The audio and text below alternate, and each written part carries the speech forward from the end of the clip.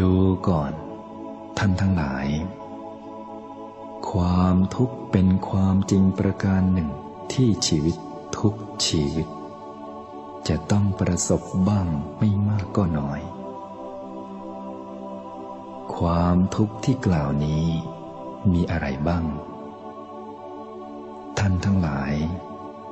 ความเกิดเป็นความทุกข์ความแก่ความเจ็บและความตายนั้นก็เป็นทุกข์ความพลัดพรากจากบุคคลหรือสิ่งของอันเป็นที่รักความต้องประสบกับบุคคลหรือสิ่งของอันไม่เป็นที่พอใจปรารถนาอะไรไม่ได้ดังใจทั้งหมดนี้เป็นความทุกข์ที่บุคคลต้องประสบทั้งสิ้นเมื่อกล่าวโดยสรุปการยึดมั่นในขันธ์ห้าด้วยตัณหาอุปาทานนั่นเองเป็นความทุกข์อันยิ่งใหญ่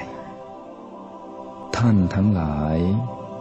จงมีธรรมะเป็นที่พึ่งเถิดอย่ามีอย่างอื่นเป็นที่พึ่งเลยเราตถาคตเองเป็นที่พึ่งแก่ท่านทั้งหลายไม่ได้ตถาคตเป็นแค่เพียงผู้ชี้บอกทางเท่านั้นส่วนความเพียรพยายาม